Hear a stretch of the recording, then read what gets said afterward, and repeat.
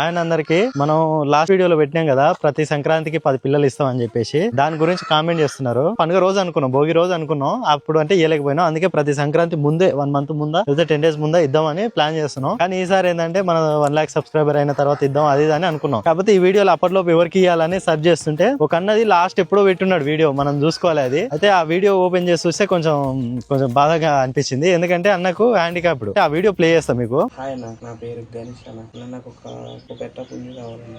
నేను Instagram followers అన్న. నీవు చేసిన పచ్చట్లో చికెన్ పచ్చట్లు అన్ని బాగుంటాయి. నువ్వు చేసిన ప్రతి వీడియో కోళ్ళు కూడా బాగుంటాను.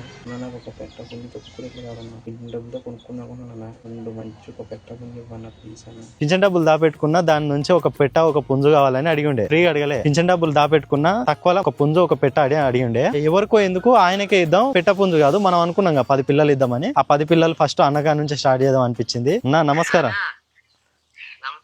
బాగున్నారా అన్న? కాకినాడనా? Okay okay. హైదరాబాద్ నుంచి ఎంత దూరం వస్తానా? Okay okay. మామూలుగా ఎప్పుడో పెట్టినట్టు వీడియో మేము చూసుకోలేదు. అదే నేను సెర్చ్ చేస్తుంటే పెట్టను పుంజును తక్కువలో కావాలి అని అడిగారు కదా, దానికోసమని. అదే తక్కువలో కాదు, నీకు ఒక 10 పిల్లలు అయితే ఇస్తా. దానికి డబ్బులు ఏమొద్దు. అవసరం అయితే నేనే వద్దాం అనుకున్నా కానీ ఎట్లా రావాలో అర్థమైతే లేదు. ప్లాన్ చేస్తా దానికి కూడా. వస్తే నేనే వచ్చిస్తా, లేకపోతే పంపిస్తా. ఓకే ఓకే అన్న. నేను వచ్చే ముందు ఒక రోజు ముందే ఇన్ఫార్మ్ చేసి వస్తాను నీకు. ఓకే అన్న, బాయ్ మరి. బాయ్.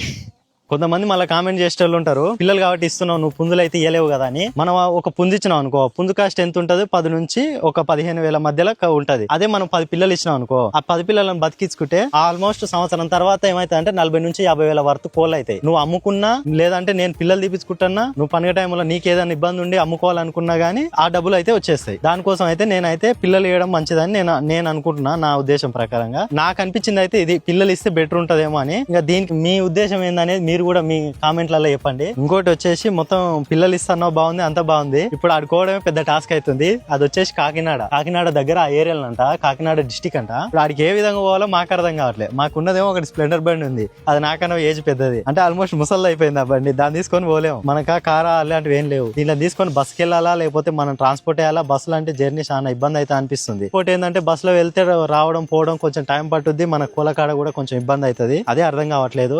మీరేమన్నా సజెషన్ ఇస్తే ఇది ఎట్లా పోవంటే అట్లా పెడతా, కామెంట్లలో పెట్టండి. బస్ లో అంటే బస్ లో పోతా, ట్రైన్ లో పోతా ట్రైన్ లో పోతా. కార్ అంటేనే కాస్ట్ ఎక్కువ అవుతుంది, భయం అవుతుంది. కార్ లేదు మనకు. మనం కరెక్ట్ పర్సన్ ని సెలెక్ట్ చేసినావా లేదో కూడా మీరు కామెంట్లలో చెప్పండి.